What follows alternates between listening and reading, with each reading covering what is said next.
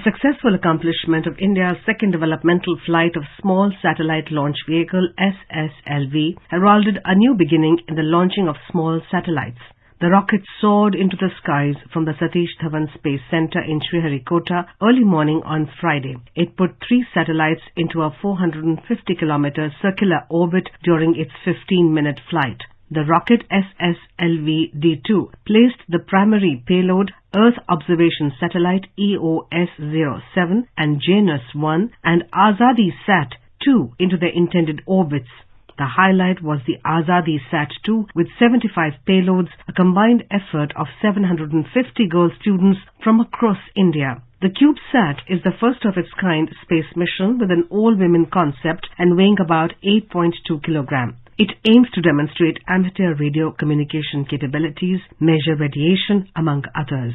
The satellite Azadi-Sat-2 was developed and built by Chennai-based space startup Space Kids.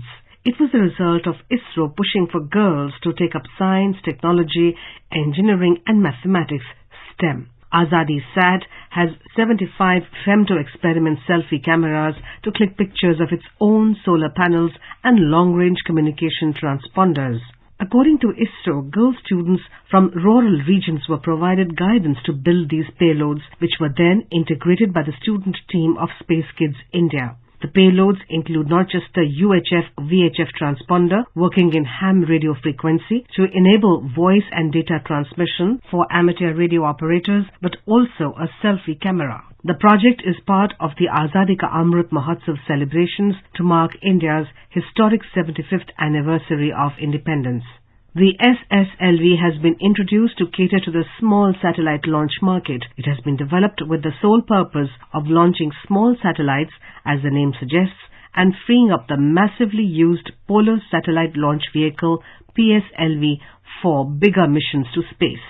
The SSLV has been designed to carry objects ranging from 10 kilograms to 500 kilograms to a 500-kilometer planar orbit. The new launch vehicle can be prepared and shifted to the launch pad in just over 72 hours as against the 2 months required to prep the PSLV. The development of SSLV has been primarily envisaged to realize a cost-effective launch vehicle with high launch frequency and quick turnaround capability in order to cater to the growing opportunity in the global launch services market for small satellites. SSLV is a 3-stage vehicle with all-solid propulsion that inserted the satellites into designated orbits using a liquid propulsion-based velocity trimming module. It is 34 meters tall and 2 meters in diameter with a lift-off mass of 120 tons. The features that make SSLV attractive to customers are low cost, faster turnaround time, flexibility in accommodating multiple satellites, launch on-demand feasibility, and minimal launch infrastructure required. ISRO aims to design and develop payload instruments compatible with microsatellite buses and new technologies that are required for future operational satellites. SSLV caters to the launch of up to 500-gram satellites to low Earth orbits on a launch-on-demand basis. It provides low-cost access to space, offers low turnaround time and flexibility in accommodating multiple satellites, and demands minimal launch infrastructure. The SSLV-D2 mission comes following the failed launch of the maiden demonstration mission of the SSLV. The launch vehicle placed the satellites in a 356-kilometer by 76-kilometer elliptical orbit instead of a 356-kilometer circular orbit, making the satellites useless. In its investigation, ISRO had revealed that the mission failed after the upper stage of the SSLV launch vehicle injected the satellite into a highly elliptical, unstable orbit due to a shortfall in velocity. Meanwhile, ISRO is gearing up to launch the Chandrayaan-3 mission to the moon. The world is awaiting the discoveries that it will unravel on the lunar surface. The mission is expected to be launched later this year.